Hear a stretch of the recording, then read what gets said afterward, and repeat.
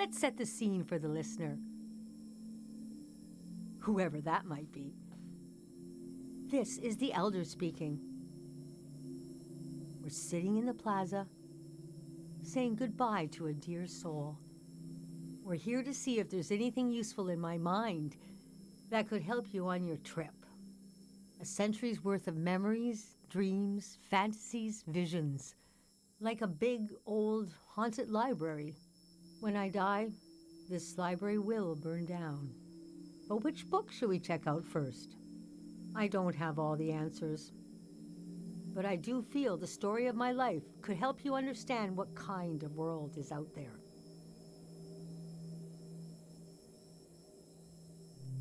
It's okay not to understand everything right away.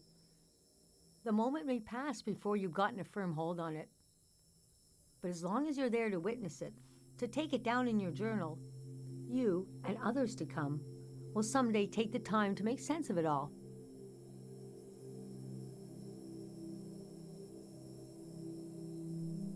I heard, somebody told me, you want to capture what it's like to be alive during this season? For the future? And you want to understand why and how the season is going to end. The season of my youth is long gone. But I can tell you what that season was like and what I know about how it ended. Francis Kael, if you must know. You can call me Frank, or Elder, or the Elder, or Elder Frank. You know, whatever. I don't care. I was born on the ocean. My mother and father worked on a cruise ship. The short-lived but glorious watery republics.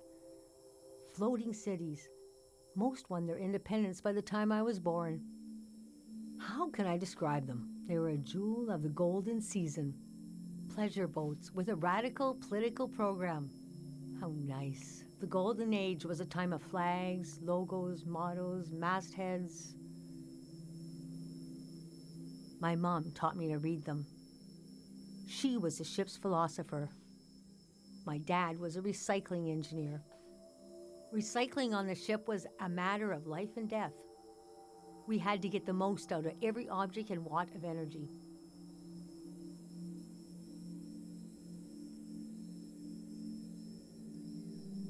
My grandparents played with the past. They changed it like we change our wardrobe. So it was a different answer every time. But they often said we were exiles of some kind. Exiled royalty from a secret lineage, blood that glows in the dark. Or we're exiled from the mouth of some great leviathan. When they were older, they just said, we're from here, we're from right now. I loved the way the ship would tilt and roll with the waves. Especially as I fell asleep. It was so comforting. Picture me as a kid in bed, feeling the swaying of the ship. It was like being rocked to sleep as a baby. I loved exploring the ship too.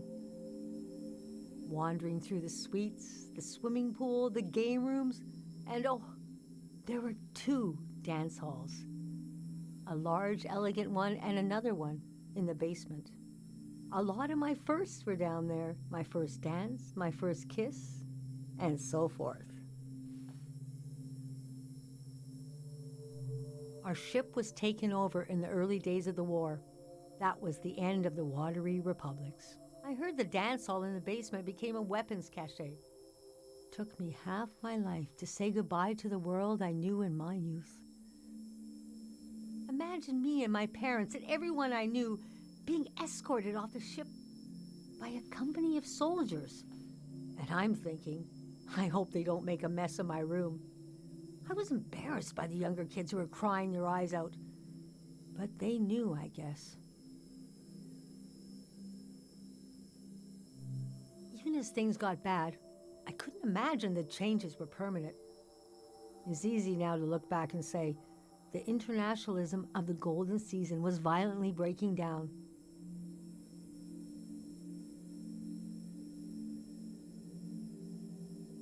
can be naive about all kinds of things, but not war. Most of my life has been spent in isolated communities, and the one moment I was in the wild world, you couldn't pick a more chaotic time. And we had been warned the season was going to end. Oh, but we didn't understand the warning.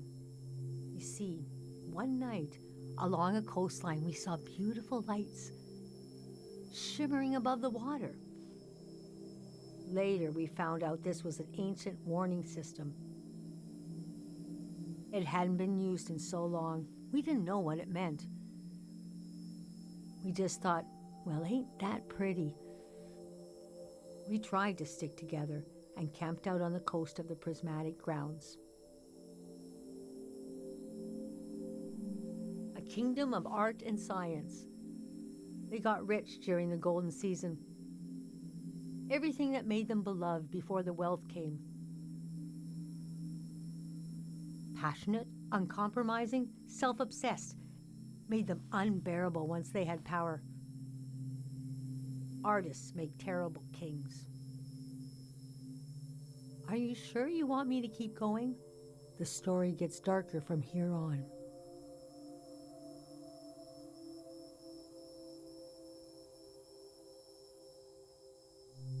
Okay, so conditions in the camp were getting worse. My mom got lost in thought for long periods of time. She'd be completely still for hours, days even. We realized she caught, well, now we call it time misperception disorder. It's when you lose your ability to tell how much time is passing. A minute can feel like an hour. A day can pass in 10 seconds. We don't know exactly. Our consciousness is delicate. There are minerals and sounds that can adjust it. Dr. Fumio's greatest fear was that someone would use this as a weapon. We heard about a traveling doctor who could cure these kinds of diseases. I decided to go find him. I found out his name was Dr. Fumio, and he traveled with his son Lucio. People talked about him like he was a god.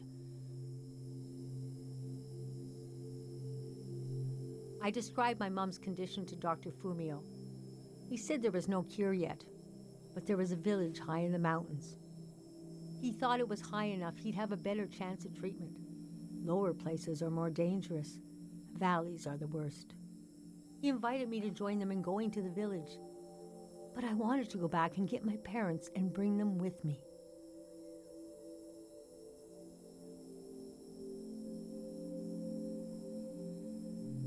Yes, our Kael village.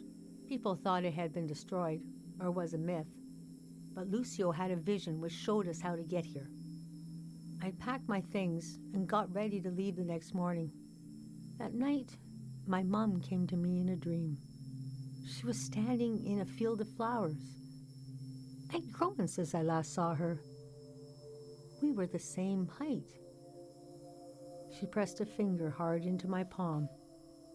She taught me well. I knew the meaning of the gesture. I knew no matter what I did, I'd never see my parents again. In the morning, I told Dr. Fumio I would follow him to Kael village. The next few weeks were very physically tiring, hiking, climbing.